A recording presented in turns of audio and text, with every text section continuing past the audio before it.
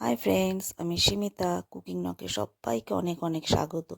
আজকেও চলে এসেছি আরেকটি পিঠের রেসিপি নিয়ে। এখন তো পৌষ পার্বণ চলছে, নানা রকম পিঠেও তৈরি হচ্ছে। তাই আজকেও আমি একটা পিঠের রেসিপি নিয়ে এলাম। আজকের রেসিপি হলো গাজরের রসবড়া। এখানে দেখো আমি 3টে মিডিয়াম সাইজের গাজর পাতলা পাতলা করে কেটে নিয়েছি।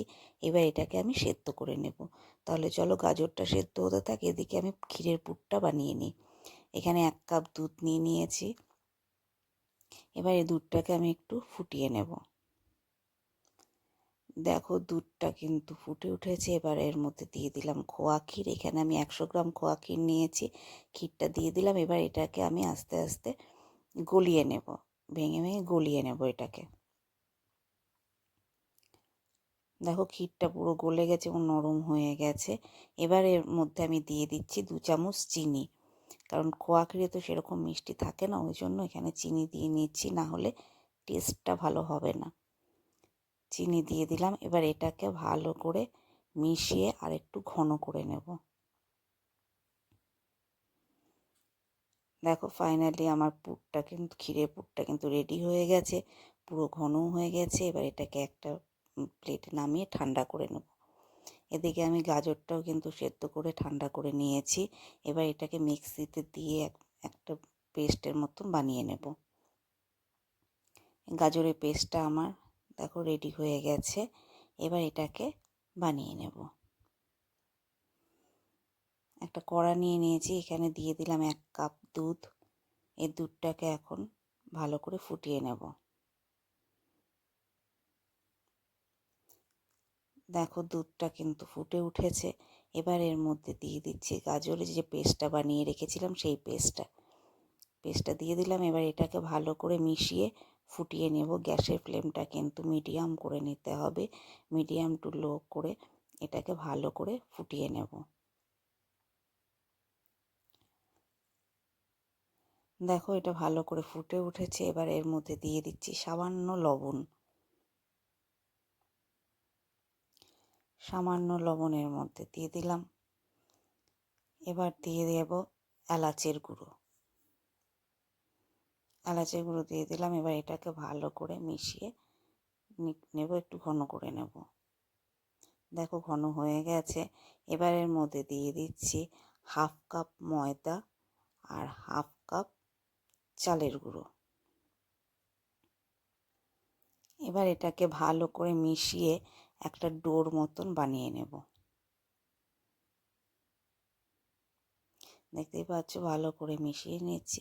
দেখো এটা খুব সুন্দর একটা ডোর মতন বানিয়ে নিলাম। ডোটা খুব সুন্দর হয়েছে, দেখেছো। এবার এটাকে একটা প্লেটে নামিয়ে নেব। একটু প্লেটে নামিয়ে নিয়েছি। এবার হাতে ঘি মেখে এটাকে খুব ভালো করে মেখে নেব। ঠিক যেভাবে আমরা লুচির জন্য ময়দা মাখি, ওইভাবে এটাকে খুব ভালো করে মেখে নেব। দেখো ডোটা কিন্তু আমার রেডি হয়ে গেছে, দেখেছো কি নরম হয়েছে। এবার এটা থেকে আমি ছোট ছোট লেচি কেটে নেব। যেরকম আমরা লুচির জন্য লেচি কাটি, সেই রকম ছোট ছোট করে লেচি কেটে নেব। ঠিক এরকমভাবে ছোট ছোট করে লেচি কেটে নেব। দেখতেই পাচ্ছ এইভাবে আমি সমস্ত লেচিগুলো কেটে নেব, এরকম ছোট ছোট করে। দেখো আমার সমস্ত লেচিগুলো কিন্তু কাটা হয়ে গেছে। দেখতেই পাচ্ছ লেচিগুলো আমার রেডি। এবার এটার মধ্যে পুর ভরে নেব। দেখো হাতে একটু ঘি মাখিয়ে নিয়েছি। এবার এটাকে ভালো করে এরকম হাত দিয়ে প্রেস করে গোল গোল করে ভালো করে গোল করে নেব। গোল করে নিয়েছি। এবার আঙুলে প্রেস করে করে এটাকে একটা বাটির শেপ দেব। কচুরি বানানোর সময় আমরা যেরকম ময়দাটাকে এরকম বাটির মতন শেপ করে নিই পুর ভরার জন্য, ঠিক ওভাবে বাটির মতন শেপ করে নেব। দেখতেই পাচ্ছ এরকম বাটির মতন শেপ হয়ে গেছে। এবার এর মধ্যে দিয়ে দেবো ক্ষীরের পুরটা, যে পুরটা আমি বানিয়ে রেখেছি। এই যে ক্ষীরের পুরটা দিয়ে দিলাম। এবার এটার মুখটা আস্তে আস্তে বন্ধ করে দেবো। দেখে এভাবে মুখটা বন্ধ করে দিলাম। দিয়ে আবারও হাতের মধ্যে প্রেস করে করে এটাকে গোল করে নেব।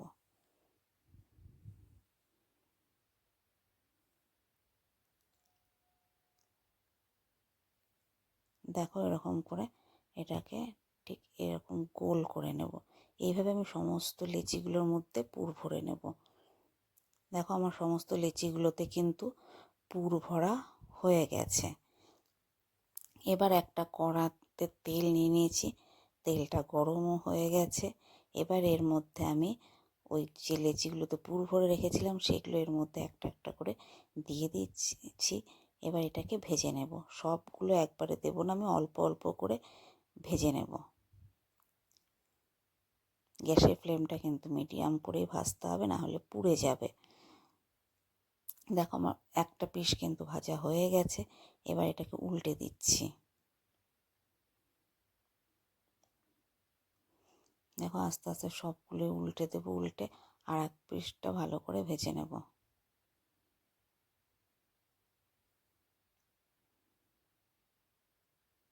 দেখো খুব সুন্দর করে কিন্তু ভাজা হয়েছে, দেখতেই পাচ্ছ কি সুন্দর ভাজা হয়ে গেছে। এবার এগুলোকে তুলে নেব একটা প্লেটের মধ্যে, সবগুলোকে একটা প্লেটের মধ্যে তুলে নেব। দেখো আমি প্লেটের মধ্যে এগুলো তুলে নিয়েছি। আর এখানে একটা বাটিতে আমি চিনির পাতলা শিরা করে রেখেছি, সেটার মধ্যে এগুলো দিয়ে দিচ্ছি।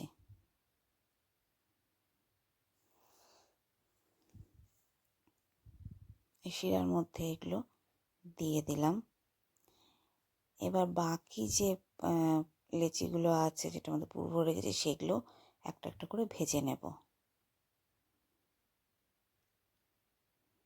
আগের মতন আবার ওরকম করে ভেজে নেব। দেখতে পাচ্ছি একটা পাশ খুব ভালো ভাজা হয়ে গেছে। এবার আবার উল্টে দিয়ে এগুলোকে দিয়ে আবারও ভেজে নেব।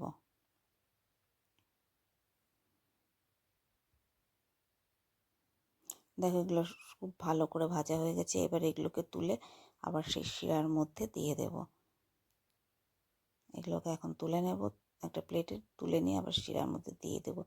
দেখো ফাইনালি রেডি হয়ে গেছে গাজরের রস বড়া। দেখেছো কি সুন্দর হয়েছে, কত ফুলে উঠেছে। তাহলে তোমাদের রেসিপিটা কেমন লাগলো অবশ্যই জানিও। আর বাড়িতে অবশ্যই একবার ট্রাই করে দেখো, ভীষণই ভালো হয় খেতে আর খুব নরম হয়। চলো তোমাদের একটা প্লেটে তুলে দেখাই কতটা নরম হয়েছে। এই দেখো, দেখতেই পাচ্ছ কতটা নরম আর সফট হয়েছে। তাহলে চলো আজকে এ পর্যন্তই। তোমাদের রেসিপিটা যদি ভালো লেগে থাকে অবশ্যই একটা লাইক করে দিও। আবারও আসবো অন্য কোনো দিন অন্য কোনো একটা রেসিপি নিয়ে। তোমরা সবাই খুব ভালো থেকো, সুস্থ থেকো। চলো তাহলে টাটা।